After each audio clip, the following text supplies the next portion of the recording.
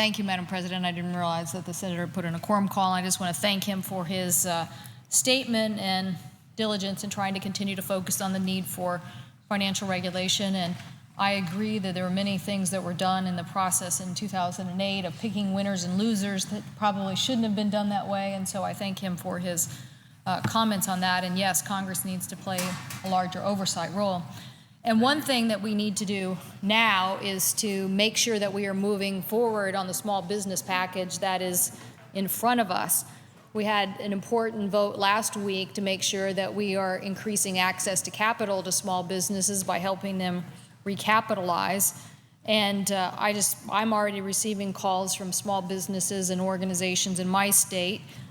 One that we got from the central part of our state, a lender who said, quote, "We absolutely would use these funds for small business lending," that their bank has a backlog of 50 million to 70 million of loan requests, which is, counter to what people are saying about soft loan demand, and that they have reduced their lending to preserve capital as expected by what regulators have been telling them.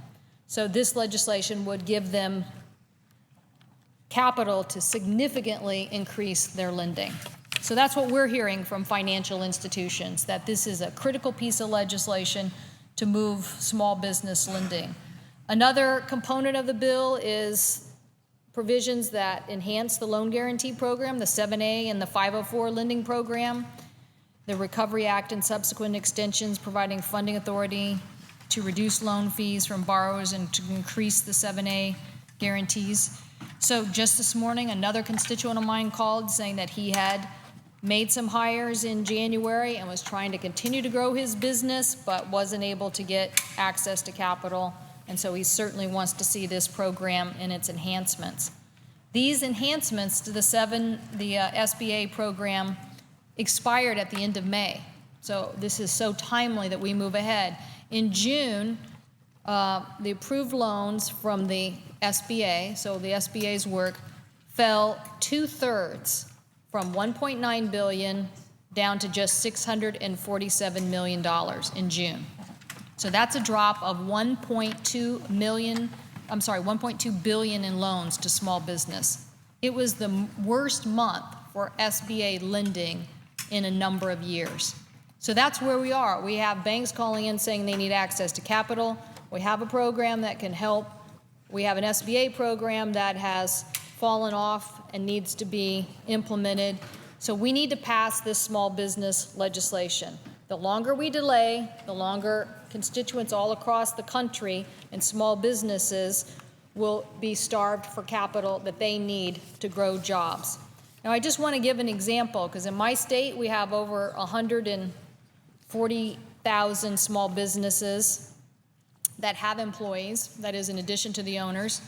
And since this recession that we've had in 2008, our state has lost over 142,000 jobs. So if each of those small businesses were just to hire one more employee, it would more than wipe out the job loss in the state. So this kind of job growth, one employee per small business, would be a huge economic boost to our economy. And so I hope that my colleagues will want to move forward on this legislation as soon as possible.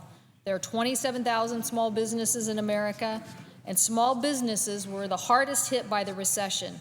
2/3 of the job loss that we saw came from small business, and 75% of new job creation comes from those small businesses.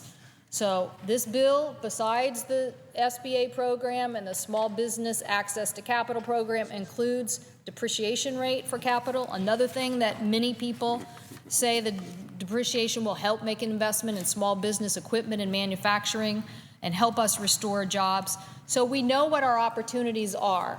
We can move ahead on this legislation, Madam President, with this bill that includes these small business tax cuts and access to capital and expansion of this critical small business program, or we can continue to stymie what is the real economic job growth of our economy, small business. So I urge my colleagues to support moving ahead on this legislation. Let's not delay another day.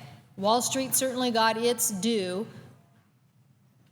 certainly got help and support from many in the previous administration. Let's make sure that small business in Main Street gets the support it deserves to move ahead. I thank the President, and I yield the floor.